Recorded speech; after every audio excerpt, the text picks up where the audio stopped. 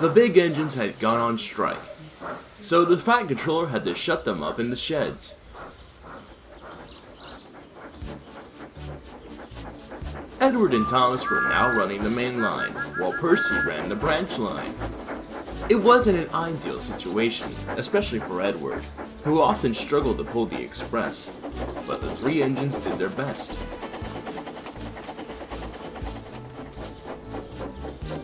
Percy enjoyed running up the branch, listening to the songs Annie and Clarabelle sang as they puffed along.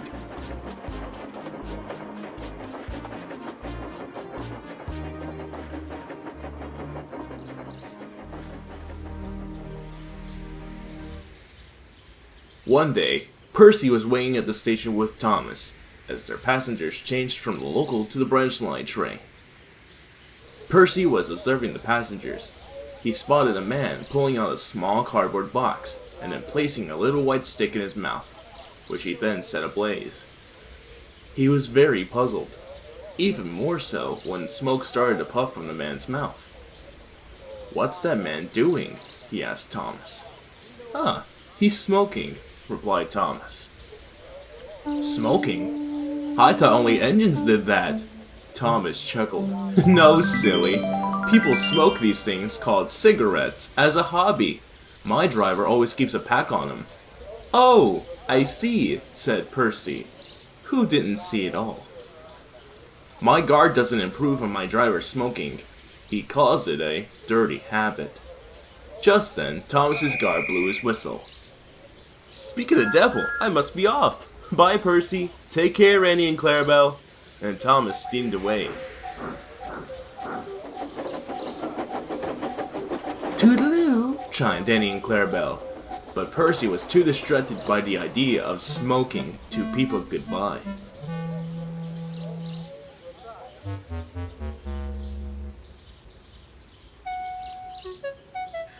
A few weeks later, a new shipment of coal arrived from the mainland. It was a much cheaper source of coal, and it wasn't very good.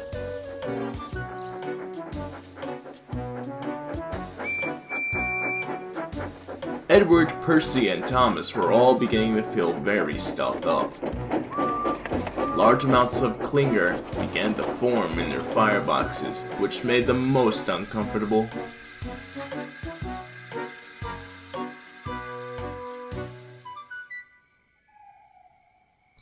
"Imagine having to use that filthy rubbish," chortled Gordon in the sheds one evening, as Thomas and Edward were being cleaned. "It certainly wouldn't suit such important engines like us," chuckled James. "You know, the only reason we have to use cheaper coal is because you three refuse to work. Therefore, we don't have enough money for a normal lot," huffed Edward, who sounded all bunged up. "Perhaps the Fat Controller should sell you lot off," teased Thomas. "Then we could have very high quality coal."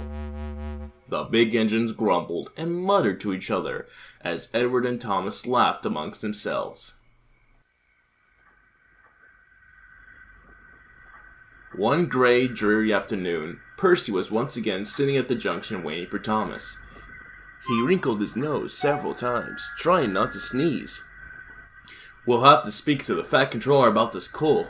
I'm sick of cleaning out your firebox," groaned Percy's fireman. At last, Thomas arrived. His cheeks were a bright crimson, and he was all out of puff. "Sorry I'm late, Percy," wheezed Thomas. "I had trouble building my fire this morning thanks to this blasted new coal." Thomas's driver stepped out of his cab and placed a cigarette in his mouth. "Look, Thomas, your driver, he's... Percy shut his eyes tightly and sneezed a loud "Achoo!" Suds poured from Percy's funnel and showered the station. It covered some of the passengers, the station master, and Thomas's driver. Thomas guffawed with laughter as people crowded around Percy and his crew in anger. Thomas's driver had angrily put out his cigarette and stormed back into his engine. "Oh dear, Percy, I know the coal doesn't agree with you, but you don't have to make it everyone else's problem too," laughed Thomas. as the passengers climbed crossly on board his train and the guard blew his whistle.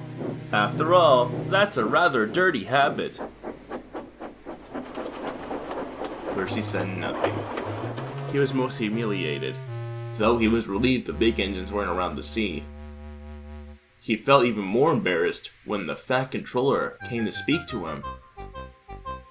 I'm so sorry, sir. I never meant to. That's quite alright, Percy, interrupted the fat controller. It isn't entirely your fault. I've received a number of complaints from the crews and Edward. I'll sort out this coal problem immediately. Oh, yes, sir. Thank you, sir. How will you do that, sir? Asked Percy.